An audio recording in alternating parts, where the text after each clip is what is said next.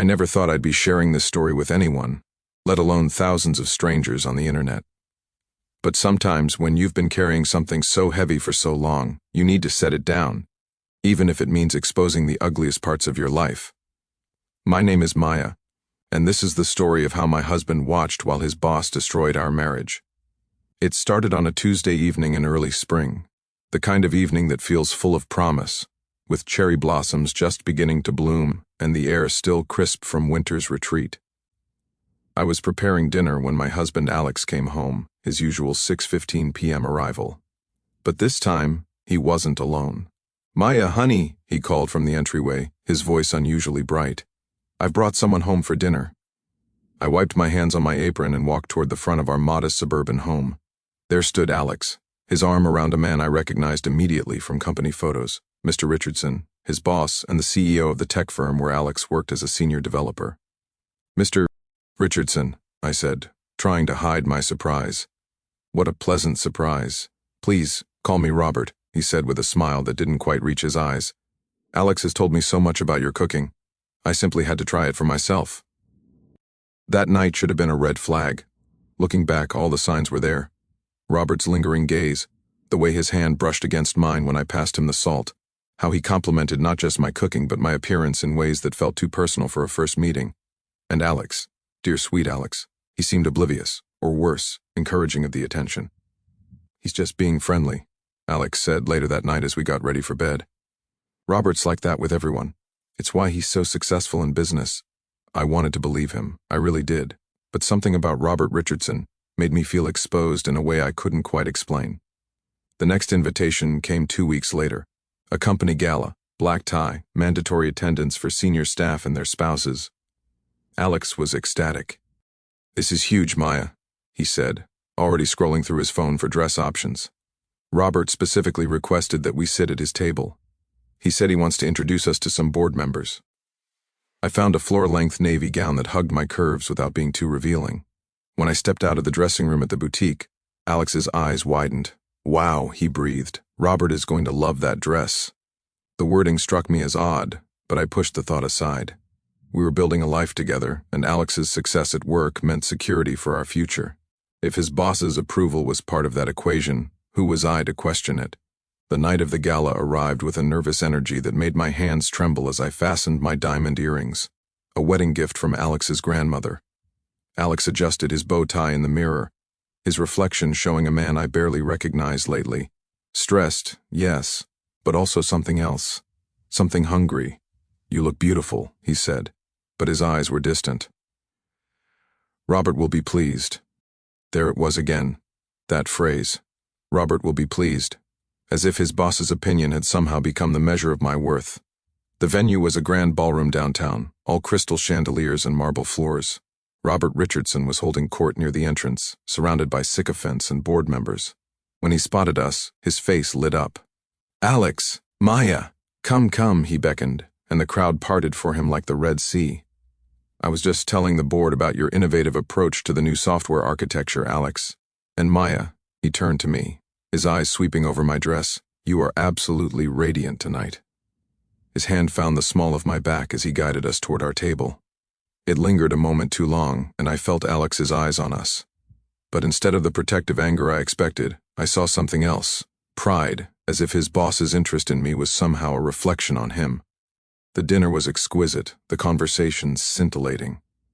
Robert was charming, intelligent, and surprisingly attentive. He asked about my work as a freelance graphic designer, my passion for watercolor painting, even my childhood growing up in a small coastal town. It was more attention than Alex had paid to my inner world in months. "Maya has such an interesting perspective," Robert said to the table at large. I suggested to Alex that she might consult on our new marketing campaign. Fresh eyes, you know. I felt a flush of pleasure mixed with confusion. This was my husband's boss, a man I'd met only once before, discussing potential work opportunities as if I were a colleague, rather than an employee's spouse. "That's very kind of you, Robert," I said, trying to keep my voice steady.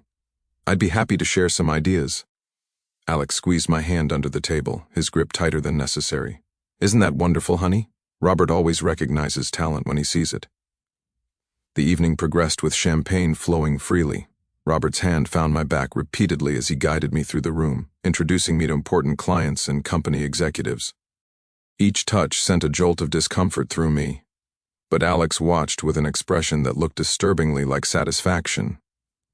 When the dancing began, Robert claimed the first dance.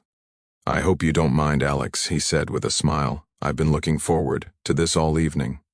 Alex waved his hand dismissively. "Of course not. She's in good hands." Robert's hand was firm on my waist as we moved to the music.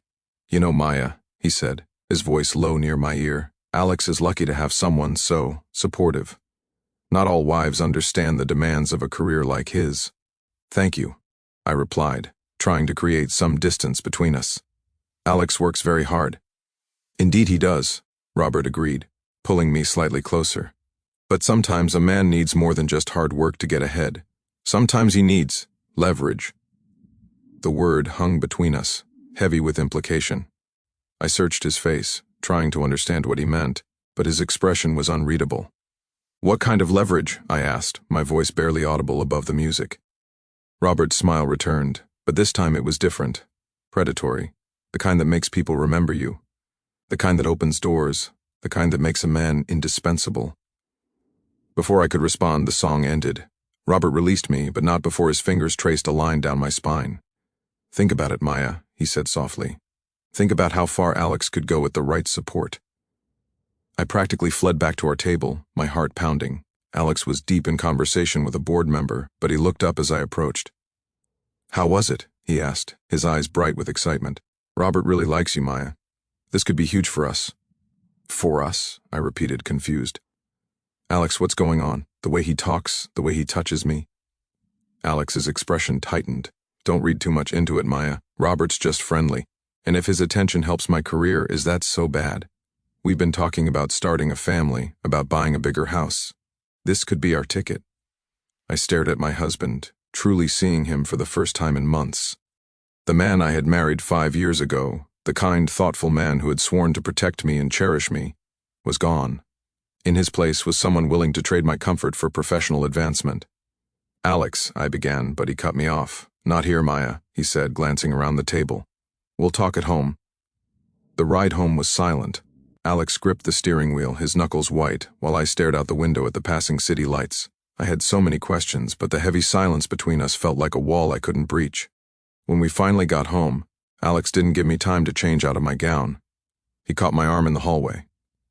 "Before you say anything," he began, "you need to understand something. Robert Richardson holds my career in his hands, the promotion I've been working toward for 2 years. It comes down to his recommendation. So, you're okay with him touching me? With the things he said?" I asked, my voice trembling. "It's not like that," Alex insisted, running a hand through his hair. "He's just testing us, seeing if we're a team, if we can handle the pressure that comes with success. Testing us." I pulled away from him. Alex, his hand was on my back all night. He danced with me and said something about leverage. "That's not testing, that's inappropriate." "Maya, you're being dramatic," Alex said, his patience wearing thin. "Robert is from a different generation. That's how powerful men behave. It doesn't mean anything." "It doesn't mean anything?" I couldn't believe what I was hearing. "Your boss made me uncomfortable all evening, and you watched it happen with a smile on your face." "That means something, Alex. It means everything." The argument escalated until we were both shouting things we couldn't take back. I ended up sleeping in the guest room that night, my wedding dress hanging in the closet like a ghost of the evening's promise. The next morning, Alex was already gone when I woke up. A note on the kitchen counter read, "Late meeting. We'll talk tonight. Please think about what's at stake here." What was at stake? Our marriage? My dignity? Or the promotion Alex so desperately wanted? I spent the day in a fog of confusion and hurt. Should I confront Robert? Should I demand that Alex find another job? Or was I overreacting, as Alex suggested? By the time Alex came home, I had convinced myself to give him the benefit of the doubt. Maybe I was being too sensitive. Maybe powerful men really did behave differently, and I needed to adapt. "I'm sorry about last night," I said as soon as he walked in the door. "Maybe I overreacted." The relief on Alex's face was immediate. "I knew you'd understand," he said, pulling me into a hug. "Robert called today, by the way. He wants to meet with us this weekend. At his house." At his house? I pulled back slightly. Why not at the office? He said it's more relaxed, Alex explained, and he wants to discuss that consulting work for you. He was really impressed with your ideas at the gala. Despite my reservations, I agreed to the meeting. Robert Richardson was, after all, my husband's boss. And if there was a genuine opportunity for me to contribute professionally, shouldn't I at least hear him out? Saturday arrived with a gray sky that matched my mood. Robert lived in the hills overlooking the city, in a modern glass and steel mansion that screamed wealth and power. As we drove up the winding driveway, I felt a sense of dread that I couldn't shake. Robert greeted us at the door, dressed casually in expensive-looking jeans and a crisp white shirt. "Alex, Maya, welcome, welcome," he said, ushering us into a living room with floor-to-ceiling windows and a view that took my breath away. "Can I get you something to drink?" he offered. "I have a wonderful Chardonnay that I think you'll enjoy, Maya." Alex accepted immediately, but I hesitated. "Just water for me, please." Robert's smile tightened almost imperceptibly. "Nonsense. A celebration is in order." He poured 3 glasses of wine, pressing one into my hand despite my refusal. "To new opportunities," he toasted, his eyes fixed on mine over the rim of his glass. The conversation started professionally enough. Robert asked about my design portfolio, my experience with marketing campaigns, my creative process. But gradually the tone shifted. "You know, Maya," he said, leaning forward in his leather armchair, "I've been in this business for 30 years. I've seen thousands of talented people come and go. But the ones who truly succeed, they understand the importance of relationships." He paused, letting his words hang in the air. "Professional relationships, of course, but also personal ones. The kind that build trust beyond what's written in a contract." I took a sip of wine, my mind racing. "I'm not sure I follow," Robert chuckled, a low, intimate sound that made the hairs on my arms stand up. "Let me be more direct then. Alex is up for a senior management position. It would mean a significant salary increase, better benefits, more prestige. But there are other candidates, all equally qualified on paper." He looked at Alex, who sat beside me on the sofa, his posture unnaturally straight. "What sets Alex apart is his potential, his ambition, and his support system." The emphasis on the last 2 words was unmistakable. I looked at Alex expecting to see confusion or alarm, but instead I saw understanding. He knew where this conversation was heading, and he was okay with it. "Maya is very supportive," Alex said, his voice slightly hoarse. "She understands what's important." Robert's smile widened. "I'm glad to hear that, because the position requires someone who can entertain clients, someone whose wife can contribute to the company culture in meaningful ways." He stood up and walked to the bar, refilling his glass. "Let me be perfectly clear, Maya. The consulting work I mentioned is real. We could use your creative input, but it's not just about your design skills." He turned to face us, his expression unreadable. "It's about your ability to be flexible, to understand that in business, sometimes the lines between professional and personal blur. It's about recognizing opportunities when they present themselves, even if they don't fit into conventional categories."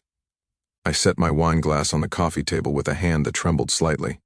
"Mr. Richardson, with all due respect, I'm not sure what you're suggesting." "Robert," he corrected gently, "and I'm suggesting that Alex's promotion and your consulting position could be secured with the right demonstration of commitment." The room felt suddenly airless. I looked at Alex, my eyes pleading with him to say something, to put an end to this inappropriate conversation. But he just sat there, his hands clasped in his lap, his gaze fixed on the expensive rug beneath our feet.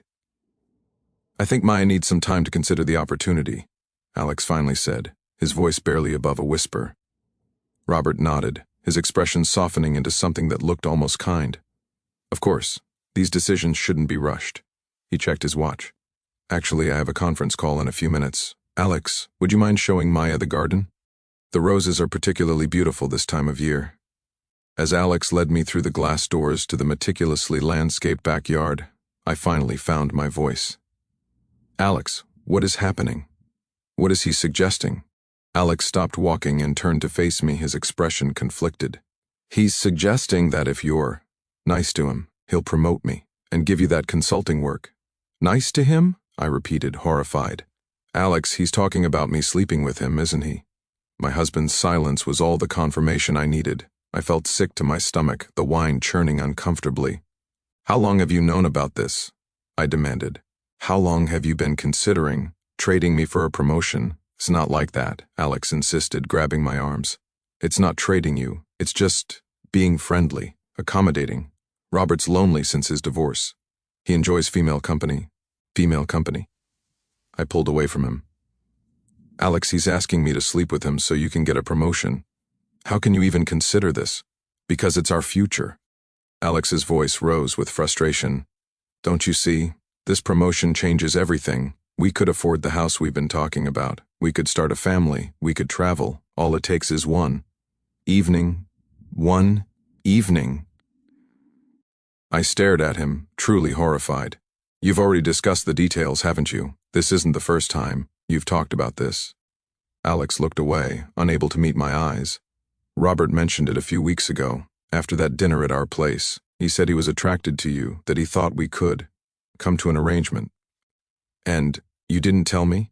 You didn't think I had a right to know that your boss wanted to sleep with me?" My voice was shaking with anger and betrayal. "I was going to. I didn't know how to bring it up. And then the gala happened, and I saw how he looked at you, how he paid attention to you in ways I haven't in months. I thought maybe it wouldn't be so bad. Wouldn't be so bad. I couldn't believe what I was hearing. Alex, you're supposed to be my husband. You're supposed to protect me, not offer me to your boss like some kind of corporate perk." "It's not like that," Alex insisted, but his voice lacked conviction. "It's just business, Maya. People make arrangements like this all the time." "Not in my world," I said, turning to walk back toward the house. "And not in my marriage." I expected Alex to follow me, to apologize, to promise that we would find another way. But he didn't. He let me walk away, letting the distance between us grow with each step. When I re-entered the living room, Robert was just ending his call. "Ah, Maya," he said with a smile. "I hope you're enjoying the garden." "I think it's time for us to leave," I said, my voice cold. Robert's smile didn't falter. "Of course. Alex, walk Maya out. We'll touch base next week about the position." The drive home was suffocatingly silent. I stared out the window, watching the city lights blur past, wondering how we had reached this point. When did our marriage become a transaction? When did my husband start seeing me as leverage, rather than a partner? That night, I packed a bag. I didn't know where I was going, only that I couldn't stay in that house with Alex. Not after what he had asked of me. "Maya, don't go," he pleaded as I walked toward the door. "We can work this out. We can find another way. Another way." I turned to face him, tears streaming down my cheeks. "Alex, you were willing to let your boss sleep with me for a promotion. There is no coming back from that. There is no other way that makes this okay." "I was thinking of us," he insisted, "of our future." "No," I said, my voice breaking. "You were thinking of yourself. You were thinking of your career. And you were willing to sacrifice me to get what you wanted." I left without looking back, driving to my sister's apartment across town. She took one look at my tear-streaked face and the overnight bag in my hand and pulled me into a hug without asking questions. The next few weeks were a blur of pain and confusion. I stayed with my sister, sleeping on her couch while I tried to figure out what to do next. Alex called and texted constantly, at first apologizing, then growing angry when I didn't respond. "You're being unreasonable," he said in one voicemail. "I made one mistake, and you're throwing away 5 years of marriage?" I ignored the messages, focusing instead on finding my own apartment and rebuilding my professional life. I reached out to old clients, took on new projects, and tried to regain the sense of self-worth that had been so thoroughly shaken. A month after I left Alex, I received an unexpected email. It was from Robert Richardson. "Dear Maya," it began, "I hope this message finds you well. I wanted to reach out personally to express my regret for any discomfort my conversation with you and Alex may have caused. That was never my intention. I almost deleted it, but something made me keep reading. I understand that you and Alex are going through a difficult time. I also understand that my actions may have contributed to your current situation. For that, I am truly sorry." The email continued, explaining that Robert had spoken with Alex and clarified the nature of the opportunity he had been discussing. "To be clear, the consulting position I mentioned is legitimate and based solely on your professional merits. I was perhaps clumsy in how I presented it. I hope you might still consider discussing it with me should you be interested. I stared at the screen, confused. Was this a genuine apology, or was it another manipulation tactic? Part of me wanted to ignore it, to continue building my new life without any involvement from Alex or his boss. But another part of me, the part that still needed to understand what had happened, was curious. Against my better judgment, I replied. "Thank you for your message," I wrote. "I appreciate the clarification, though I'm still processing everything that happened. I'm not sure I'm ready to discuss professional opportunities at this time."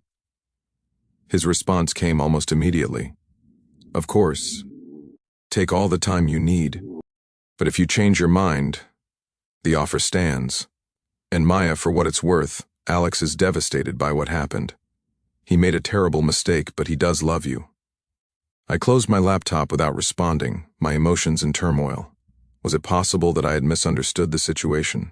That Robert's intentions had been professional all along, and Alex had misinterpreted them? Or was this just another layer of manipulation? The uncertainty ate at me for days. Finally, I made a decision. I needed closure, and the only way to get it was to hear Robert's side of the story directly. I agreed to meet him for coffee, stipulating that it would be a public place and during daylight hours. We met at a cafe downtown, neutral territory, where I felt relatively safe. Robert was already there when I arrived, looking uncharacteristically casual in a simple sweater and jeans. "Maya," he said, standing as I approached. "Thank you for coming." I sat down across from him, keeping my bag on the chair between us like a barrier. "You said you wanted to clarify things." Robert nodded, his expression serious. "First, let me apologize again. The way I spoke at my house was inappropriate, and I understand why it made you uncomfortable." "Inappropriate?" I repeated. "Mr. Richardson, it sounded like you were propositioning me. It sounded like you were offering my husband a promotion in exchange for favors." He sighed, running a hand through his silver hair. "I see how it came across that way, and that's my fault. I've been in this business for a long time, Maya. I've developed a certain way of speaking that can be misinterpreted." "What were you actually suggesting then?" I asked, trying to keep my voice steady. "The consulting position is real," he insisted. "We do need creative input for our marketing. But I was also testing Alex." "Testing him?" I leaned forward, intrigued despite myself. "How?" "Alex has been with the company for 5 years. He's talented, hardworking, but he lacks confidence. He doesn't advocate for himself the way he should. I wanted to see how he would handle a situation that challenged his values versus his ambition." I stared at him, trying to process what he was saying. "So you were deliberately putting him in a position where he had to choose between his marriage and his career?" Robert nodded slowly. "It sounds terrible when you say it like that, but yes, in a way. The senior management position requires someone who can make difficult decisions, who can stand up for what's right even when it's hard. I needed to know if Alex had that in him." "And he failed your test," I said flatly. "Disappointingly so," Robert agreed. "Instead of standing up for you, for your marriage, he seemed willing to compromise. That's not the kind of leadership we need at the company." I sat back in my chair, reeling from this new information. "So the promotion is off the table, indefinitely," Robert confirmed. "Alex is a good developer, but he's not management material. Not yet, anyway."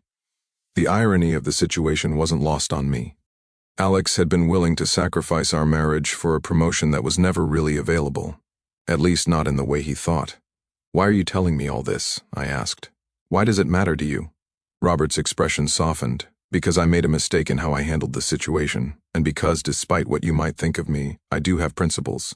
I've been divorced for 3 years, Maya. My ex-wife left because I was married to my work, because I didn't know where to draw the line between professional ambition and personal integrity.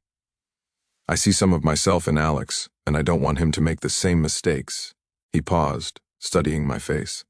"Also, and this may sound self-serving, I genuinely was impressed with you.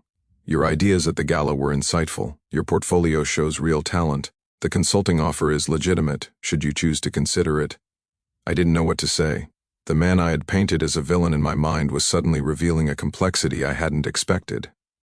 Could it be that this whole situation was less about predation and more about a terribly misguided test of character? "I need some time to think," I finally said. "Of course," Robert replied, reaching for his wallet. "Let me get this. No, I said, standing up. I'll get my own. Thank you for the coffee. And for the explanation. As I walked away from the table, my mind was racing. Nothing was as clear as it had seemed. Alex wasn't just a husband willing to trade his wife for career advancement. He was a man lacking confidence who had failed a test of character.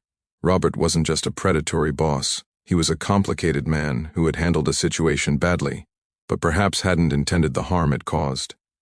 That evening, I called Alex. It was the first time we had spoken since I had left. Maya? He answered, his voice tentative. Is everything okay? I met with Robert today, I said, getting straight to the point. He told me what the opportunity really was. Silence on the other end of the line. Then quietly, he told you it was a test? He told me he was testing your character, I confirmed. And that you failed. More silence. Then a sound that might have been a sob. I know, Alex whispered. He called me into his office the day after you left. He told me everything. That the promotion was contingent on me standing up for you, for our marriage. That I had failed. Why didn't you tell me? I asked, my voice softer now. Why did you let me believe you were actually willing to? To trade me? Because I was ashamed, Alex admitted, his voice thick with emotion. Because even before Robert explained it was a test, I had considered it. For a moment, I had actually thought about it. How could I tell you that? How could I admit that my ambition had clouded my judgment so completely that I was willing to compromise the most important thing in my life? Tears streamed down my face as I listened to my husband's confession. So when you asked me to be nice to him, I was already failing the test, Alex finished. I was already prioritizing my career over you. Robert didn't even need to spell it out. I was willing to interpret his vague suggestions in the worst possible way if it meant getting ahead. We talked for hours that night. Alex told me about his insecurities, about the pressure he felt to succeed, about his fear that he wasn't good enough for me or for the life we had dreamed of together. I told him about my hurt, my sense of betrayal, my confusion about where we went wrong. I don't know if we can fix this, Alex, I said honestly as the conversation drew to a close. The trust is broken. How do I trust that you won't fail another test in the future? How do I know that when things get tough, you won't be willing to compromise me again? I don't have an answer for that, Alex replied, his voice heavy with regret. All I can tell you is that I'm willing to do whatever it takes to earn back your trust, to become the man you thought you married, the man I want to be. We agreed to meet the next day, to talk in person about what came next. As I hung up the phone, I felt a glimmer of hope, fragile, uncertain, but there nonetheless. Our meeting took place in a park near the apartment where I was staying. We sat on a bench overlooking a small pond, watching ducks glide across the water. I've been seeing a therapist, Alex said, breaking the silence. Twice a week since you left. She's helping me understand why I reacted the way I did. What have you learned? I asked, genuinely curious. That I've been defining myself by external validation for most of my life, he explained. My parents' approval, my teacher's praise, my boss's recognition. And when I met you, I added your validation to that list. But I never learned how to validate myself. He paused, picking at a loose thread on his jeans, when Robert suggested that my promotion might depend on your cooperation. I didn't immediately reject it because a part of me believed that I wasn't good enough to earn it on my own merits, that I needed some kind of advantage, even if it was unethical. That makes sense, I said slowly. But it doesn't excuse it. No, it doesn't, Alex agreed. Nothing excuses what I did. But understanding why it happened is the first step to making sure it never happens again. We sat in silence for a while, each lost in our own thoughts. What about Robert? I finally asked. What happens with your job? I resigned, Alex said quietly. Last week. I couldn't stay there knowing what I know about myself and about how I failed. I need to start fresh somewhere else where I can build my career on my own terms without compromising my values. I turned to look at him, truly seeing him for the first time in months. The desperate ambition in his eyes had been replaced by something else, humility perhaps, or the beginning of wisdom. Where will you go? I asked. I don't know yet, he admitted. I have some savings. I'm looking at smaller companies where I can make a real difference without all the corporate politics. Or maybe I'll start my own consultancy. It's scary, but it's also liberating. I nodded, considering his words. And us? What happens to us? Alex took my hand, his touch tentative. That's up to you, Maya. I can't ask you to forgive me, not yet, But I can ask you to let me try, to let me show you that I can be the husband you deserve. No tests, no compromises, just two people building a life together based on mutual respect and trust. I looked at our joined hands, at the simple gold band that still circled my finger. I thought about the 5 years we had shared, the laughter, the challenges, the dreams we had woven together. I thought about the pain of the past month, the betrayal that had driven me from our home, and I thought about the uncertain future that stretched before us. I need time, I said finally, time to heal, time to trust again, but I'm willing to try, to see if we can find our way back to each other. The relief on Alex's face was palpable. Thank you, he whispered, squeezing my hand gently. Thank you for giving me another chance. Our reconciliation wasn't instant or easy. There were days when the memory of what had happened felt overwhelming, when I looked at Alex and saw the man who had been willing to trade me for career advancement. There were moments of doubt and insecurity, arguments that echoed with the ghosts of past betrayals. But there were also moments of connection and healing. Long conversations where we peeled back layers of hurt and misunderstanding, small gestures of trust and vulnerability. Slowly, painstakingly, we began to rebuild what had been broken. I never took Robert up on his consulting offer. Some bridges, once burned, can't be rebuilt. But I did send him a thank you note, acknowledging the role his test had played in exposing the cracks in our marriage, cracks that we might otherwise have ignored, until they became irreparable. As for Alex and me, we found our way back to each other, not by erasing what had happened, but by integrating it into our story. The test that Robert had devised, the one Alex had failed so spectacularly, became a catalyst for growth, for deeper understanding, for a marriage built not on perfection, but on the acknowledgement of our imperfections and the commitment to do better. We moved to a new city, where Alex started his own technology consulting firm. I expanded my freelance design business, taking on projects that challenged and fulfilled me. We bought a small house with a garden where I could grow roses, a reminder of the day everything changed, but also of the new beginning that grew from the ashes of betrayal.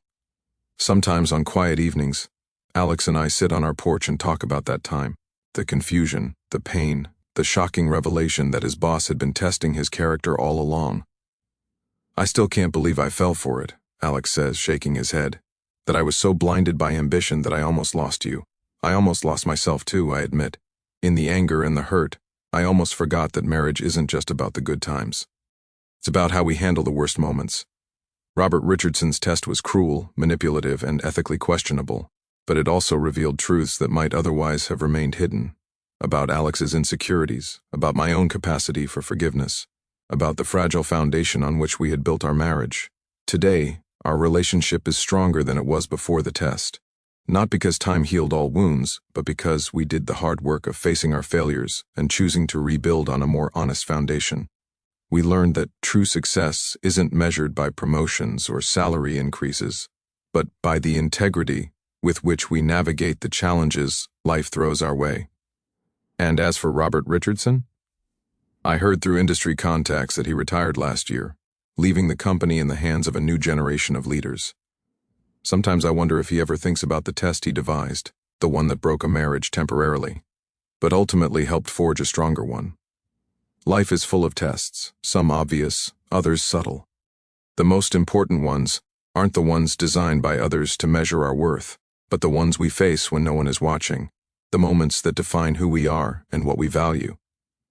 Alex and I both faced such a test, and while we didn't pass with flying colors, we learned enough to try again, to do better, to love more authentically. That's the thing about tests. They don't always have right or wrong answers. Sometimes the most important outcome is simply what we learn about ourselves in the process. As I sit here today writing this story, I'm reminded of how far we've come. The betrayal that once felt like an insurmountable obstacle has become part of our history, a painful chapter, but not the end of our story. To anyone reading this who has faced their own test of character, who has stumbled and fallen, and wondered if redemption is possible, I'm here to tell you that it is. Not easily, not quickly, but with honesty, commitment, and the courage to face our worst selves in order to become better ones. Our marriage survived because we were both willing to do the work, to look honestly at our failures, to communicate through the pain, to choose each other even when it would have been easier to walk away. We survive because we learned that true partnership isn't about avoiding tests, but about facing them together, with integrity and love. The story of how my husband watched while his boss tested our marriage isn't just about infidelity or betrayal. It's about the complicated nature of human ambition, the fragile line between right and wrong, and the redemptive power of facing our mistakes and choosing to do better. It's a story I never thought I'd share, but one I'm glad to tell, not because it's dramatic or sensational, but because it's real. It's human, and it's proof that even our worst failures can become the foundation for our greatest growth, if we're brave enough to face them.